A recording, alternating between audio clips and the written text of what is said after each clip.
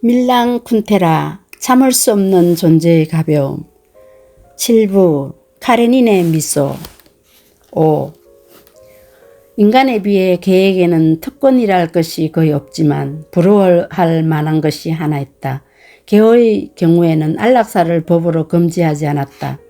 짐승은 자비로운 죽음에 대한 권리를 누린다. 카레닌은 세 다리로 걸었고 구석에 누워있는 시간이 점점 많아졌다. 그리고 신음소리를 냈다. 테레자와 토마시의 의견은 완전히 일치했다. 카레닌을 무익한 고통 속에 내버려 둘 권리가 그들에겐 없는 것이다. 하지만 원칙상 합의를 보았다. 해도 불안한 불확실성을 드는 것은 아니었다. 고통이 어느 순간부터 불필요한가를 어떻게 알 수 있을까? 더 이상 살만한 가치가 없는 순간을 어떻게 확정할 수 있을까? 토마시가 의사만 아니었다면, 그랬다면 제3자의 뒷전으로 숨는 것이 가능했을 것이다. 수의사를 찾아가 개에게 주사를 놔달라고 부탁할 수도 있었을 것이다. 죽음의 한 역할을 감당하는 것이 얼마나 힘든 일인가. 오래전부터 토마시는 자기는 절대로 주사를 놓지 않고 수의사를 부르겠다고 단호하게 선언했더랬다. 그러나 그는 어떤 인간의 영역에도 속하지 않는 특권을 카레닌에게 줄 수 있다는 것을 마침내 깨달았다. 죽음은 카레닌이 사랑하는 사람들의 겉모습을 띠고 그에게 다가갈 것이다. 카레닌은 밤새도록 신음소리를 냈다. 아침에 진찰을 해본 후 토마시는 더 이상 기다릴 수 없어 라고 테레자에게 말했다. 두 사람은 곧 일터로 나가야만 했다. 테레자는 방으로 들어가 카레닌을 찾았다. 그때까지 걔는 무심하게 누워 있었는데 문이 열리는 소리를 듣자 고개를 들어 테레자를 바라보았다. 그의 공포심을 불러일으키는 그 시선을 그녀는 감당할 수 없었다. 카레닌은 토마시를 한 번도 이런 식으로 본 적이 없었는데 그녀만은 이렇게 바라보는 것이다. 하지만 오늘같이 강렬한 적은 없었다. 절망에 빠진 슬픈 눈빛이 아니었다.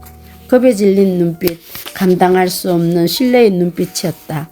그 시선은 열광적인 질문이었다. 카레닌은 평생 동안 테레자의 대답을 기다렸고 지금 이 순간 그녀로부터 진실을 들을 자세가 되어 있음을 보여주는 것이다. 공포스러운 신뢰의 시선은 짧았다. 그는 곧 머리를 다리 위에 떨어뜨렸다. 테레자는 누구도 자기를 그런 식으로 보지 않으리라는 것을 알았다.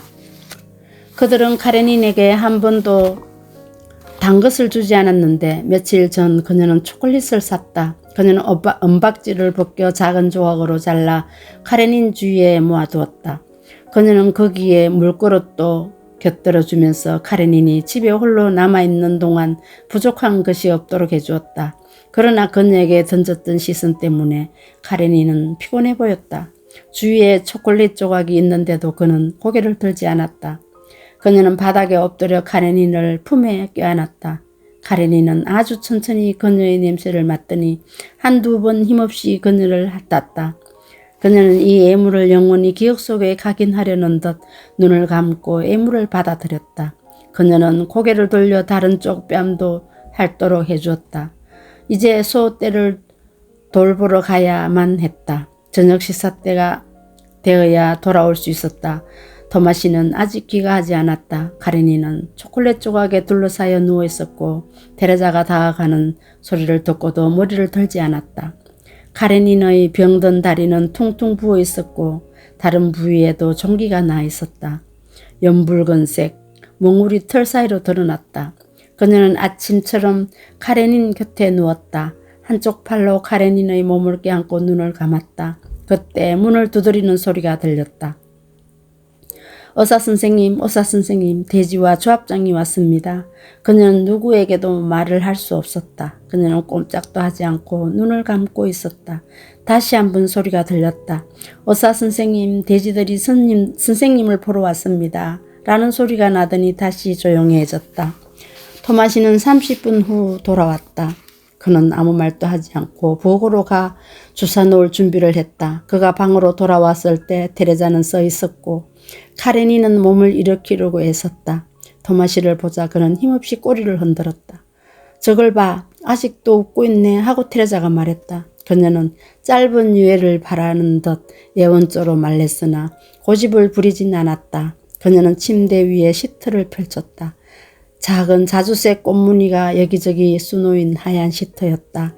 하긴 그녀는 수일 전부터 미리 카레닌의 죽음을 상상한 사람처럼 이미 모든 것을 준비하고 생각해 둔 터였다. 카레닌에게는 침대 위로 뛰어오를 힘이 더 이상 없었다. 그들은 카레닌을 품에 안고 함께 들어 올렸다. 테레자가 허리를 끌어안고 토마시는 다리를 살펴보았다. 그는 정맥이 솟아올라 잘 보이는 부위를 찾았다. 그는 그 부위 털을 가위로 잘랐다. 테레자는 침대 발치에 무릎을 꿇고 앉아 카레닌의 머리를 자기 얼굴에 대고 있었다. 정맥이 가늘어 바늘을 찌르기 힘들었기 때문에 토마시는 정맥 바로 윗부분의 뒷다리를 그녀에게 꼭 쥐라고 했다. 그녀는 카레닌의 다리를 잡았지만 머리에서 얼굴을 떼지 않았다. 그녀는 카레닌에게 부드러운 목소리로 쉴 새 없이 이야기를 했고 카레닌 또 그녀 생각만 했다. 카레닌은 두려워하지 않았다. 카레닌은 또다시 그녀 얼굴을 2번 핥았다. 그러자 테레자는 속삭였다. 두려워하지 마. 두려워하지 마. 거기에서 아프지 않을 거야. 곳에 쓰는 다람쥐와 산토끼 꿈을 꿀 테고 암소들도 있고 메피스토도 있을 거야. 두려워하지 마. 토마시는 정맥에 바늘을 찌르고 피스톤을 눌렸다. 가벼운 경련이 카레닌의 다리를 스치고 지나갔고 그의 호흡이 가빠지더니 툭 멈췄다. 테레자는 침대 발치에 무릎을 꿇고 얼굴을 그의 머리에 꼭 밀착했다. 그들은 다시 일터로 가야만 했고 걔는 자주색 꽃으로 장식된 하얀 시트가 깔린 침대에 누운 채 남아있었다. 그들은 저녁에 돌아왔다. 토마시는 정원으로 갔다. 그는 며칠 전 테레자가 발꿈치로 표시를 해놓은 사각형을 사과나무 사이에서 찾았다. 그는 땅을 파기 시작했다. 그는 정확하게 표시된 넓이만큼 땅을 팠다. 그는 모든 것이 테레자가 바라는 대로 되기를 원했다. 그녀는 카레닌과 함께 집안에 있었다. 그녀는 개가 살아있는데도 묻어버리지 않을까 두려워했던 것이다. 그녀가 개의 주둥이에 귀를 대자 가느다란 숨소리가 들리는 듯했다. 조금 떨어져 바라보니 개의 가슴이 조금씩 움직이는 것이 보였다. 그녀는 핸드백에서 거울을 꺼내 개의 코에 갖다 댔다. 그녀는 더러운 거울에 묻어있던 얼룩을 보고 그것이 카레닌의 입김이 쓰린 것이라고 믿었다. 토마시 아직 살아있어. 토마시가 진흙투성이 신을 신고 정원에서 돌아왔을 때 그녀가 소리쳤다. 그녀는 몸을 숙여 들여다보고 고개를 가로주었다. 그들은 카레닌이 누워있는 시트의 양끝을 각각 잡았다. 테레자는 다리 쪽, 토마시는 머리 쪽을 그들은 시트를 들고 정원으로 옮겼다. 테레자는 시트가 젖어있는 것을 손으로 느꼈다. 카레닌은 오면서 우리에게 조그만 늪을 가져왔고 떠나면서 또 하나를 남겼구나 하고 그녀는 생각했다. 그녀는 개의 마지막 작별이 인싸인 이섭기를 손가락으로 느끼며 행복해했다. 그들은 사과나무 사이로 개를 옮겨 구덩이 바닥에 놓았다. 그녀는 몸을 숙여 시트로 몸 전체를 덮어주었다. 그녀는 그들이 덮어준 흙이 거의 벗은 육체 위로 떨어질 거라는 생각을 견딜 수 없었다. 그리고 집으로 돌아가 목걸이, 줄, 아침부터 바닥에 그대로 남아있던 초콜릿 한 움큼을 가지고 왔다. 그녀는 그것을 모두 무덤 속으로 던졌다. 구덩이 옆에는 방금 파낸 흙더미가 있었다. 토마시는 삽을 들었다. 테레자는 자기 꿈을 떠올렸다. 카레닌은 작은 크루아상 2개와 벌 1마리를 낳았다. 이 문장이 돌연 비문처럼 보였다. 그녀는 사과나무 사이에 이런 비문이 새겨진 모비를 상상했다. 여기 카레닌이 쉬고 있다. 그는 작은 크루아상 2개와 벌 1마리를 낳았다.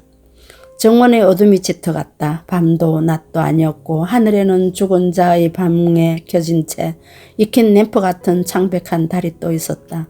두 사람의 신발에는 흙이 가득 찼고 그들은 갈퀴 곡괭이 물뿌리개 같은 연장이 보관된 광에 삽과 괭이를 가져다 두었다. 경청해 주셔서 감사합니다.